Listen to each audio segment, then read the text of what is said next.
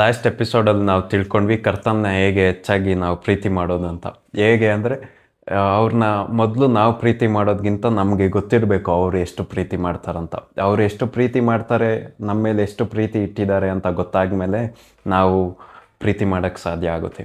ಆಮೇಲೆ ಇವತ್ತು ದೇವರು ಒಂದು ಒಳ್ಳೆಯ ದಿನವನ್ನು ಕೊಟ್ಟಿರೋದ್ರಿಂದ ಈ ದಿನವನ್ನು ದೇವರ ಒಂದು ವಾಕ್ಯದಿಂದ ನಾವು ಪ್ರಾರಂಭ ಮಾಡೋಣ. ಇವತ್ತು ನಾನು ನಮ್ಮೆಲ್ಲರಿಗೂ ಕಾಮನ್ ಆಗಿ ಯಾವಾಗಲೂ ಯಾವುದೋ ಒಂದು ಪರಿಸ್ಥಿತಿಲಿ ಯಾವುದೋ ಒಂದು ಟೈಮಲ್ಲಿ ಬರೋ ಒಂದು ಪ್ರಶ್ನೆಗೆ ನಾನು ಉತ್ತರ ಕೊಡಬೇಕಂತ ನಾನು ಬಯಸ್ತೀನಿ. ಆ ಪ್ರಶ್ನೆ ಏನಂದರೆ, ಈಗ ನಾನು ದೇವರಿಂದ ಒಂದು ಆರೋಗ್ಯವನ್ನು ಹೊಂದಿದ್ದೀನಿ ಅಂದರೆ ಒಂದು ರೋಗ ನನ್ನಿಂದ ಬಿಟ್ಟು ಹೋಯ್ತು, ಆ ರೋಗ ನನಗೆ ಮತ್ತೆ ಬರ್ಬೋದಾ? ದೇವ್ರು ನನ್ನ ಆಶೀರ್ವಾದ ಮಾಡೋಕ್ಕೆ ಪ್ರಾರಂಭ ಮಾಡಿದ್ರು, ನಂತರ ನಾನು ದರಿದ್ರನಾಗಿ ಆಗ್ಬೋದಾ? ದೇವ್ರು ನನ್ನ ಬಿಡಿಸಿದ್ರು, ನಂತರ ದೇವ್ರು ನನ್ನ ಮತ್ತೆ ಯಾವ ಒಂದು ಕಾರ್ಯದಿಂದ ಬಿಡಿಸಿದ್ರು ಅದೇ ಕಾರ್ಯವನ್ನು ನನಗೆ ಮತ್ತೆ ನನ್ನ ಜೀವಿತದಲ್ಲಿ ಪಾಠ ಕಲ್ಸೋಕ್ಕೆ, ಅದು ಕಲ್ಸೋಕ್ಕೆ, ಇದು ಕಲ್ಸೋಕ್ಕೆ ಮತ್ತೆ ಅದನ್ನು ಹಾಕ್ತಾರ ಅಂತ ಯಾವಾಗಲೂ ನಮ್ಗೆ ಇದೆಲ್ಲ ಪ್ರಶ್ನೆ ಇರುತ್ತೆ.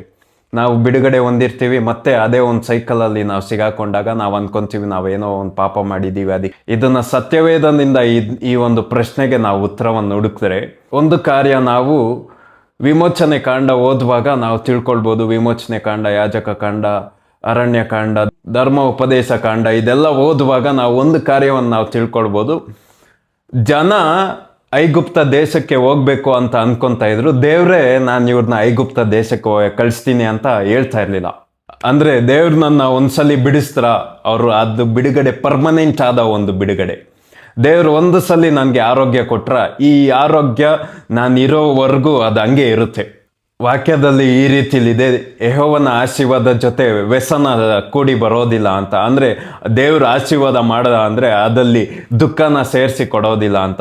ಆಮೇಲೆ ಕೀರ್ತನೆಯಲ್ಲಿದೆ, ಶುಭ ಮತ್ತು ಕೃಪೆ ಮಾತ್ರ ನನ್ನ ಹಿಂಬಾಲಿಸುತ್ತೆ ಅಂತ. ಅದ್ರ ಜೊತೆ ರೋಗ ನೋವುಗಳು ಕೂಡ ನನ್ನ ಹಿಂಬಾಲಿಸುತ್ತೆ ಅಂತ ವಾಕ್ಯದಲ್ಲಿಲ್ಲ. ದೇವ್ರಿಗೆ ಈ ಜನರಿಗೆ ಒಳ್ಳೆ ಪಾಠ ಕಳಿಸ್ಬೇಕಂತ ಐಗುಪ್ತ ದೇಶಕ್ಕೆ ಕಳಿಸ್ತೀನಿ ಅಂತ ಅವ್ರು ಯಾವತ್ತೂ ಹೇಳಿಲ್ಲ. ಅಂದರೆ ದೇವರು ಒಂದ್ಸಲಿ ನಮ್ಮನ್ನ ಬಿಡುಗಡೆ ಮಾಡಿದ್ದಾರೆ ಅಂದರೆ ಆ ಬಿಡುಗಡೆ ಸಂಪೂರ್ಣವಾಗಿರುತ್ತೆ.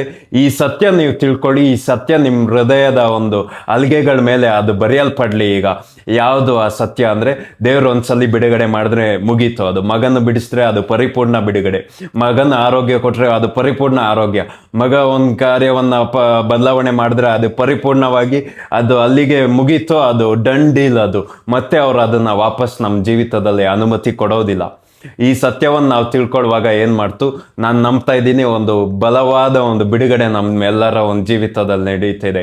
ವಾಕ್ಯದಲ್ಲಿ ಇದೆಯಲ್ವಾ, ಸತ್ಯವನ್ನು ತಿಳ್ಕೊಳ್ಳಿ, ಸತ್ಯ ನಿಮ್ಮನ್ನ ಬಿಡುಗಡೆ ಆಗುತ್ತೆ ಅಂತ.